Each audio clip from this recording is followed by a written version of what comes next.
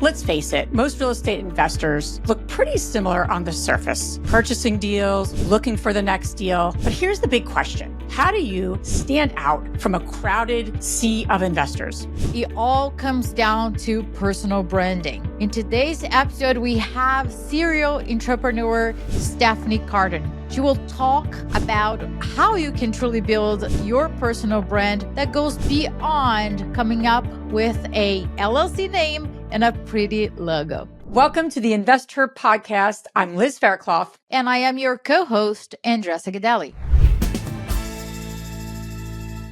Stephanie, as real estate investors, we're always looking to stand out from others.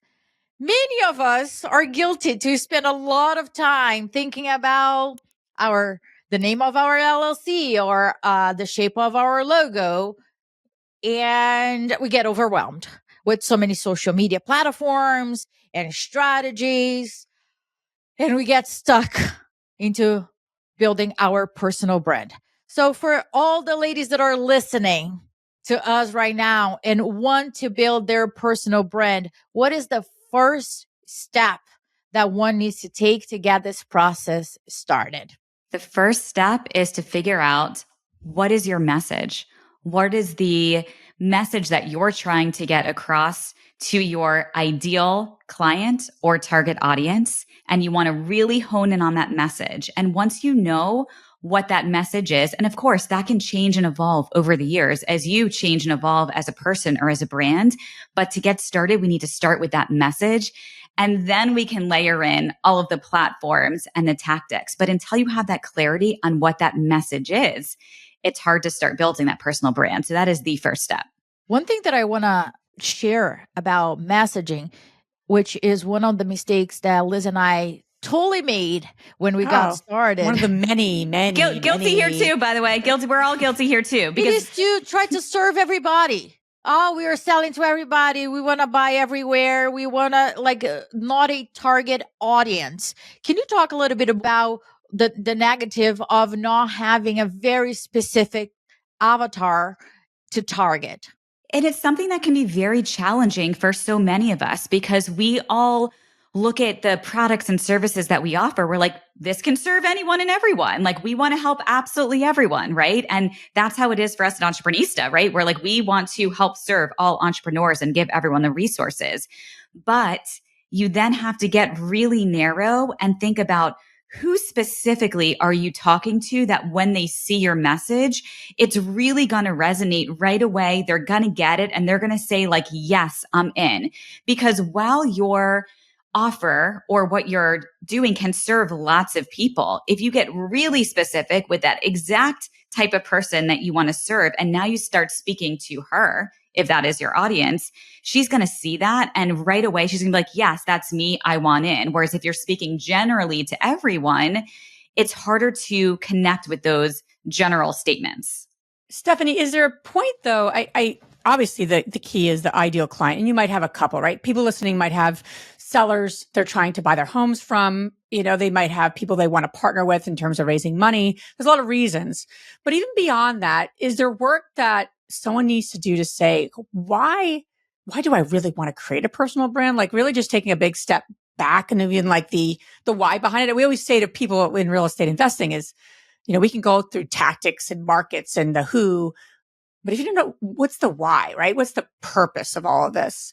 So what are some of those questions, like the deeper work we like to say that, women need to ask themselves, get really clear with, and then going to the ideal client and then going to the message? Absolutely. So I would say for anyone that wants to build their business, right?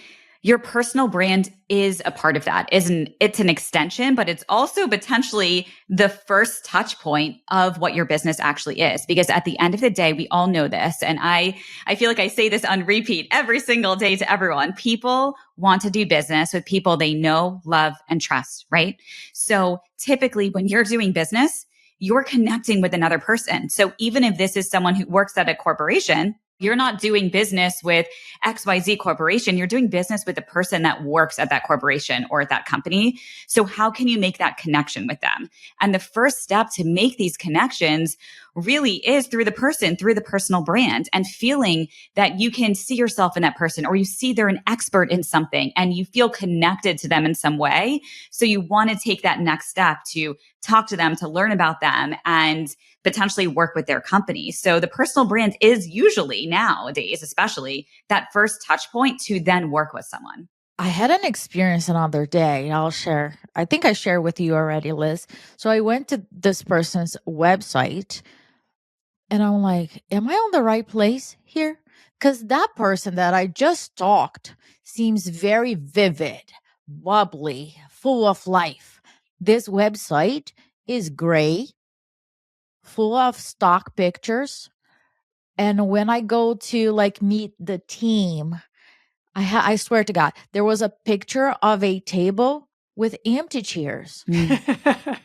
No, that's like, so sad. But it was just a stock picture, right? Like a picture, and they had I don't know. I think it was their will there, like talking about everybody's small font and this like lecture about the team, and I didn't see a person, like a picture of who is Johnny, who is Susie, who are they, and I felt very disconnected.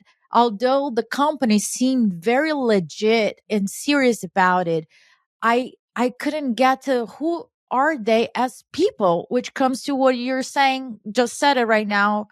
You are a company, but people want to do business with people. And I felt so disconnected. Did it make you feel like you don't trust this company because it looks like they're not taking care of their brand and their website? And 100%. yeah. I'm like, when was the last time you guys went on your own website?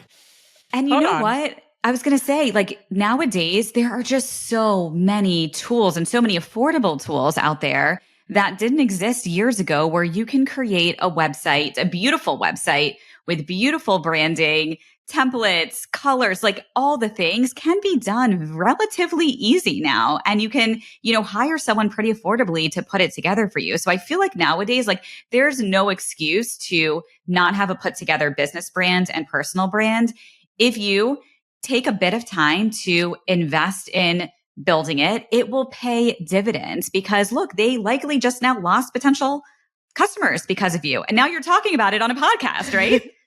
So here's the website. Right? No, don't do that. But I think that sometimes people focus much more on their their LLC name. Oh, my company is ABC Properties. Who cares? I don't care at this point when people are building relationships.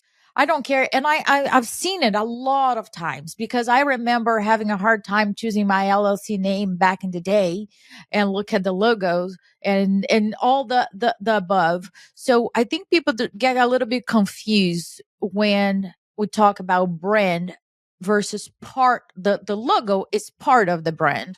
The website is part of the brand. What are the other core pieces that makes a brand? Oh, I love this. Okay. So let's talk about the personal brand right now. So we are all these incredible, unique individuals and experts in certain fields and areas, right? Through the personal brand, we can make connections and show the world what our expertise is through different channels, through different mediums. And now I'm going to take everyone back for just a moment. You don't have to show up everywhere, right? So the first thing I talked about was we have to get really clear on like what our message is. What do we want to put out there to the world? Who is our ideal client, customer? Who do we want to connect with? Where are they spending their time? Because just because we want to show up on Instagram, it doesn't mean that that's where our customers are spending their time. So sure, we can show up there and, hope that some people will find us there, but let's get clear on where our actual customers are and make a plan and a strategy to show up in those places, because your strategy on different channels and how you show up is going to be very different, right? If you decide that I'm making this up right now because this is a real estate podcast, that you need to be showing up on Nextdoor, maybe. I personally don't even know what the strategy would be on that yet because I haven't specialized in helping people there, but maybe there's a strategy on how to show up as an expert on Nextdoor where all of your potential clients are, right? I have an example. Yeah, go ahead. So like go with LinkedIn, right? So I'm someone who's looking to potentially raise money, find private lenders, right? I'm tapped. I have a few properties and I'm like, I want to buy more. I'm tapped out financially. I've heard LinkedIn obviously has more people in corporate and people who quite honestly have money, have a corporate job, don't have the time to invest. So likely is a very good place for maybe to find private lenders specifically. So now I'm going to talk about my personal brand there. Like, how do I approach that? Oh, I love this. Okay. So you're not going to necessarily talk about your personal brand on LinkedIn. You are going to position yourself as an expert and authority in your area of expertise on LinkedIn. So what does that look like? On LinkedIn, one, of course, we want to show up professionally. You want to have a beautiful headshot. You want to have a cover photo. You can even add a call to action on that cover photo. Maybe it's a link that goes out to your website or some type of free downloadable that you're sharing about in that cover photo. It's a really great piece of real estate. You're going to be sure that your bio and background and expertise is really clear in that bio section. You're going to request that people give you recommendations on LinkedIn. And you fill out that profile very clearly and carefully so that when people do discover you, all of your information is there and it's easy. So now let's talk about the actual content strategy on LinkedIn. You want to share your expertise. So what does this look like? You need to provide value to other people. On LinkedIn, this isn't a place where it's about me. Look at me. Look what I'm doing. I'm speaking at this event. I'm doing that. That's great. You can sprinkle that stuff in. But what people are going on LinkedIn for is to connect and to learn. So when I say sharing value, as a real estate investor, maybe you want to be sharing your tips of how to get started in real estate investing. Maybe you want to, for the two of you, obviously like sharing about your podcast episode and your guests that are on and tagging them. So you're continually talking about your industry, your area of expertise, and when people are reading your content, you're adding value. And now what happens is every day as people are logging on LinkedIn, they're seeing your content list, they're seeing your content address. And now when they come across other people in their network or at events and they're like, someone says, I want to get started in real estate investing. They're like, oh, you need to connect with Liz. I just saw her post about this, right? And now other people know what you do and can make those connections, can make those referrals, and you're top of mind for everyone. So that's where I would start on LinkedIn. I think there's a huge pendulum where some people share so much, right? The Starbucks order, what did they do in their trip? And it gets like, oh my gosh, it's the relevance, I think, get diluted depending on what industry you are and what's the purpose, right? Or who you want to attract. On the other side of the pendulum, you have those folks that are very private. And they are also concerned about posting a single thing. I have an example of that. My sister, she's very successful in her business. Recently, she went to London and participated in a conference in a competition. She won that competition in London. She struggles so much to make a single freaking post. And I know that because last time that we were together, I'm like, go ahead, post. She's like, oh, no, hold on a second. I need to look a little bit. I need to redo this and I need to go ahead and I need to change the copy of it. Oh, I don't like this color. Do I like this font? Is this big enough? Is this small enough? I'm like, Jesus Christ, just post it. And when she posts, she gets so much high engagement, super high, because she has a great relationship with her audience. Yeah. So I said, imagine if you went even further and really posted authentically. Yeah, I don't look good. Who cares? And nowadays, I think that is, I want to ask you about that. Nowadays, organic content, I believe, is where the trends are going, much more than polished and edited. Absolutely. I want to hear more about that from you. Yes. Well, the first thing I'll say, I love that story. Done is better than perfect. Just post the post. Just post it, right? it doesn't matter. It goes away, right? It's not yet. Sure, it's permanently living there on your feed, and maybe you'll have to look at it in the future, but no one else is thinking about that after they see it after the first couple of minutes. It is that chance to authentically engage. And absolutely, it's the real, authentic connection with your audience, with your community that people connect and relate to. It's not the glossy photo. It's not the, photoshopped headshot that, we all took 10 years to make. That's not what people connect with and care about. It's the real, genuine, authentic connections. And I experienced this firsthand. Years ago, I struggled with infertility and went through a complicated fertility journey. And I was sharing everything I was going through on social media to be able to connect with other people. One, so other people didn't feel alone. But two, I was sharing to then connect with the right people who could help me during that time. And I was not sitting there obsessing over like, should I share this? Should I not share this? I'm like, I just need to connect and post because that's how we form and make these genuine, authentic connections. And my daughter is literally here to this day now because I did that. And if I had sat there saying like, I don't know if I should post this, I wouldn't have my daughter. Wow. Wow. So let's bring that one step further. So you're sharing about your infertility. Is that part of your personal brand? And then were you also sharing and sprinkling in business tips and strategies? Like, so how did you holistically approach that? And I think that's something that women are trying to figure out. Yeah. So I'll take you back right now. So Courtney and I, we started our first business, Socialfly. Now, I always say 12 plus years ago, but now the years just keep going by. And I think it's like 13, 14 years ago now. That 6+ years. Right, yeah, like 12 plus years ago. So, we start the business in the early days of social media. We were one of the first social media agencies, and we built our business and personal brand by the first thing we did was we got the advice to join a networking group. And this is where we saw the power of all of this happening, right? We were living in New York City at the time. We joined this networking group.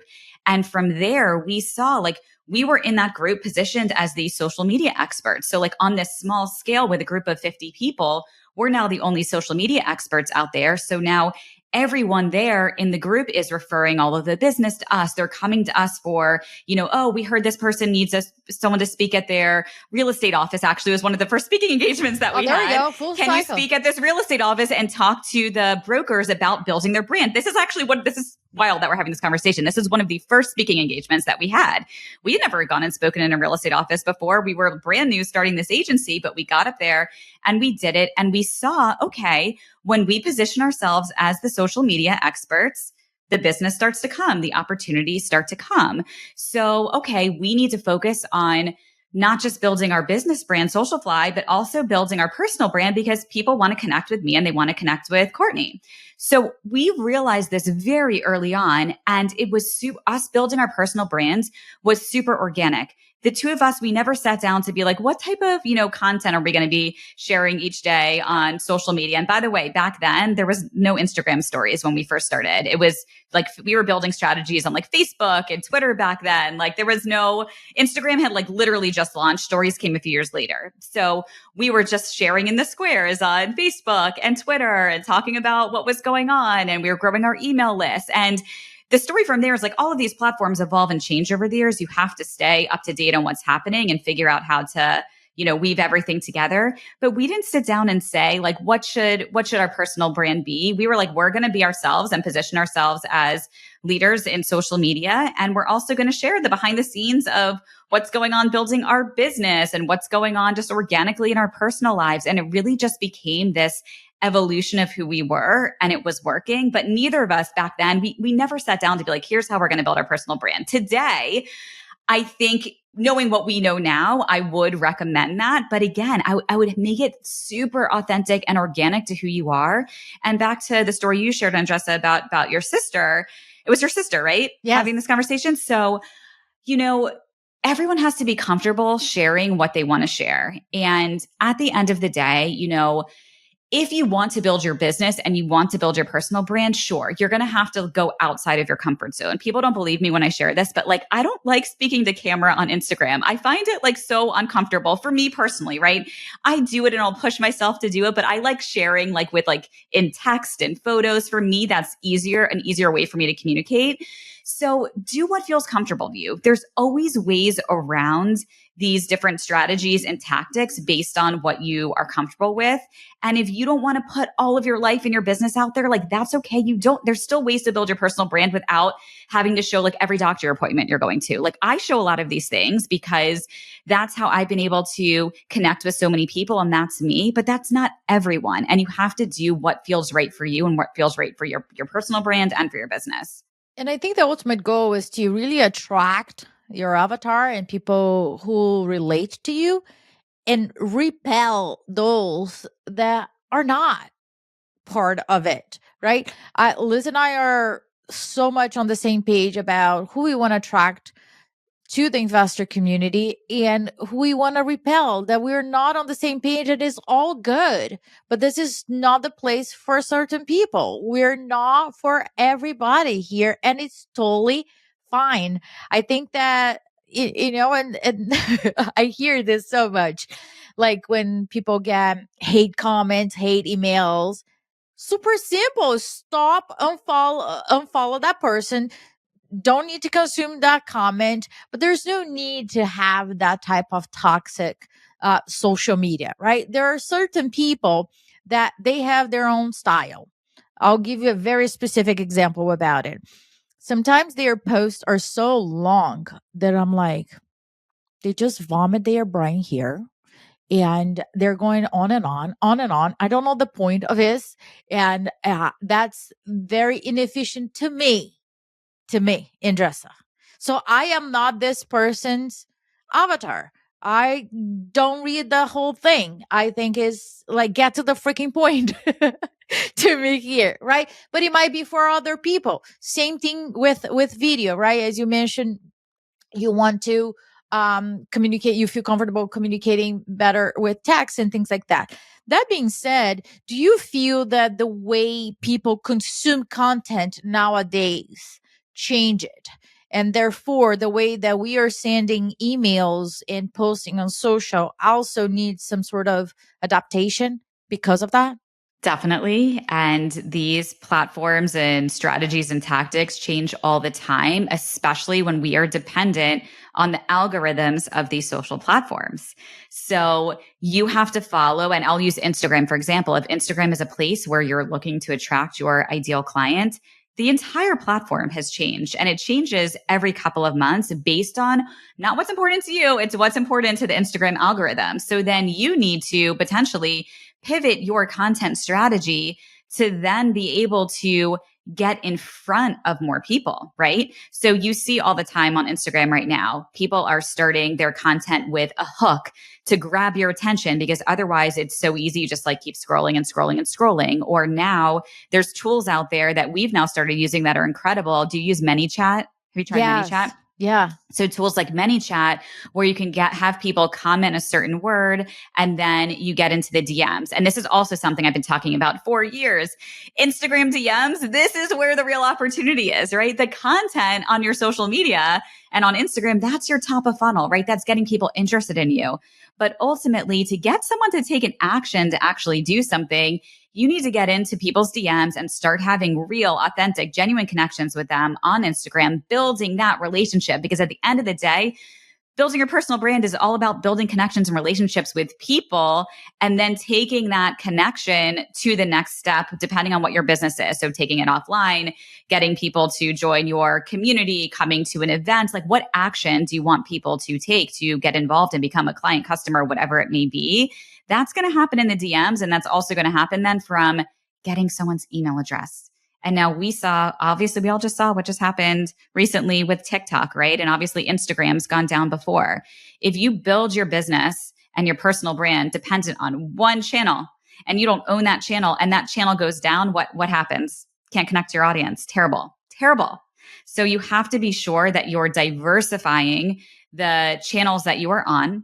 You are not solely dependent on one channel. And at the end of the day, you need to own your audience. And what I mean by owning your audience is you need their email address, and you probably want to get them into a community that's not dependent specifically on Facebook, Instagram, Twitter, X, Pinterest, any of the social platforms. Use it as top of funnel, get their email address, and then get them into a channel that you own. And if you hear women you don't hear them saying this, but in their minds are saying, well, why do I need to build a community? I want to buy my next investment property, right? I want to raise money or what have you. So why is that something that, women listening should consider? A community doesn't have to be like building a community like Entreprenista or other communities that you're building. It doesn't mean you have to build that type of community. A community could be, your email list, right? You could be sending out a weekly newsletter and staying connected to your clients and customers. And it's a way to connect with them in a place that you actually own. If you have someone's email address, God forbid, even like your email platform is not around anymore, they go out of business, like you still have all of those email addresses you can get on another platform, and you still have a way to, even if you have to send them an old school email through Gmail, you can do that, right? You have their information to connect with them. If TikTok and Instagram go down, how are you going to connect with all those people? You literally cannot connect with them. And now you've spent all of this time just building on that channel. So at the very least, make sure you have people's email addresses to be able to connect with them. And now for a community, again, this can look like building communities like we're building. It can look like all different things. So I don't want, your listeners to feel like, oh my gosh, I have to now go build this next thing. You don't have to do that. You absolutely do not. You can, you don't have to. There's other ways to build community without building like a physical community. A lot of people that are thinking like, oh my gosh, let me take a deep breath here, right? And see where I am, who I am, what's next for my company. Is it fair to say though that if you don't have a social media presence, if you're private, don't have a social media presence, neither a website, is it fair to say that you're basically dead to the world? Potentially. I think that's fair. I don't know how people would find you and connect with you. And I feel like your impact can only go so far, right? So if your goal is to make impact and to reach more people, it is challenging to do that if your personal brand or your business brand if you don't have a website, if you don't have an email list, if you don't even have a social channel or presence. Like, I don't know how anyone would be able to connect with you and find you. One thing that I hear when I encourage a lot of women to say, go on podcasts, share your real estate experience, because then you're communicating with so many people. And you know what I hear from them? I don't want to be famous. And I'm like, wait a minute. Do you really? Hold on a second. I don't wake up every morning and say, I do want to be famous. No. I don't want to be famous either. Right. It's not for that reason that we have Investor Con and I go on stage. I have a 30-minute breakout. Every time that I go on stage, I ask myself when I'm having this anxiety attack, why do I choose to do this? Right? It goes back to my mission and what I stand for women to become financially free, because I believe that's their birthright.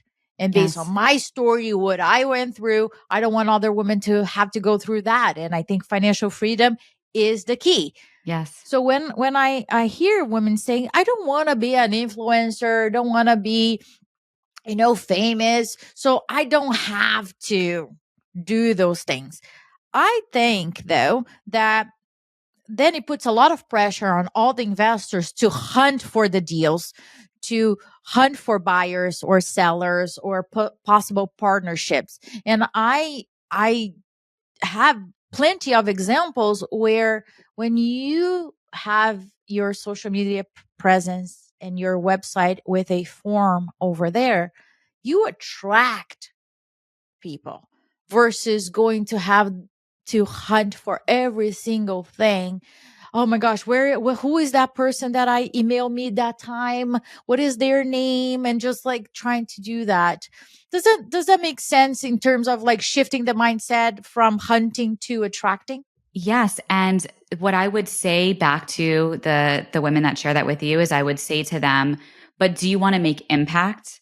And do you want to grow a profitable, sustainable business that is easier for you when you do put yourself and your business out there and you have a real plan and strategy. So what is that impact that you want to make?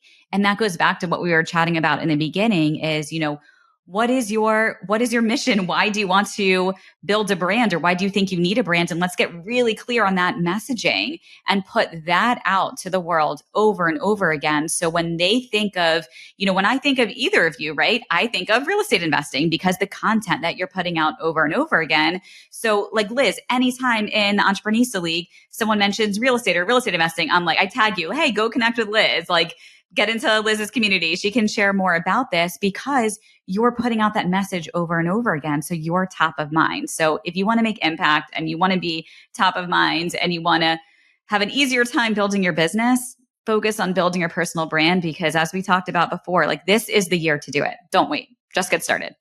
And why is this the year to do it? If you don't focus on this, everyone else is, you're going to be left behind. Pretty much. Like this is how we connect. This is how we connect and build businesses, because we are people connecting with people. And there's so much noise out there. None of us have time to waste. We're all trying to build our businesses. Many of us have families and we are busy getting pulled in a million different directions, right? So we have clarity on what we want to do and what we need to build. And we want to work with people and connect with people that are the experts. And if the experts are making it really clear on who they are and why we should work with them, we're going to find them faster and we're going to be able to build our business faster working with them. So be very clear.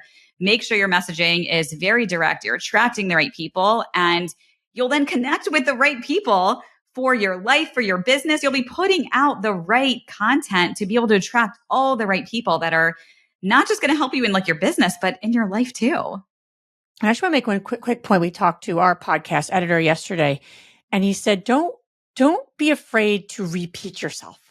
So when you said over and over again, it's consistency, but often we'll say, I've talked about that story. And, we lost, over $700,000 in a deal. And I'm like, I've talked about that so many times, but it's not, and okay, what about that story needs to get repeated or shared again? What if it was something that, really resonated with people of, really having a hard time through a deal, right? Or whatever it might be. So point being is don't be afraid to be consistent, and don't be afraid to do it over and over again. Yes. Right? Because people forget who people are, let alone their messaging. So, and people have to see things 5, 6, 7, 8 times to even first take an action. And the other thing is the story you just shared, Liz, about losing $700,000. Guess what? I've never heard that story. So if I'm a new listener and I've now just started listening to your podcast, other people who maybe have listened for years, maybe they heard that story. And actually, maybe some of your listeners haven't even heard that story because they didn't listen to that episode, or maybe they didn't see that post on Instagram or LinkedIn. Because again, remember, everyone's busy, right? And you have to be sharing things that are going to cut through the noise, but also, and people just might not see it because we're dependent on these algorithms, right? And that's why, again, podcasts are great. Talking about building community and building audience, podcasts are great. You own that audience. You can directly speak to your audience. They've subscribed to you. They are connected to you. Like, your content isn't going anywhere, but not everyone's going to see it. So make that messaging clear. Talk about it over and over and over and over again, even if it feels exhausting to you because you shared it so much, but that is your message. And then you are going to continue to attract the right people, and everyone will know who to connect you with and refer to you. Love that. I love that. Share what will cut through the noise. All right, Stephanie, where can everyone listening learn more about you and follow you on your journey? Yes, head over. I am personally on Instagram and LinkedIn at Steph Jill Cartin, Cartin, and connect with us over in the Entreprenista community. We are at Entreprenistas with an S at the end everywhere on social. And then our Entreprenista League community, you can join at entreprenista.com/join. And yeah, feel free to DM me, connect. Seriously, head over to my DM, say hello, say you heard this show, and would love to connect with everyone right there. Awesome. All this information you guys can find on our show notes. Go ahead and connect with Stephanie. Stephanie, such a pleasure. I think I can continue talking about branding for hours. I have a lot of questions, but thanks so much for your time here with us. Thanks for having me. Thank you, Stephanie.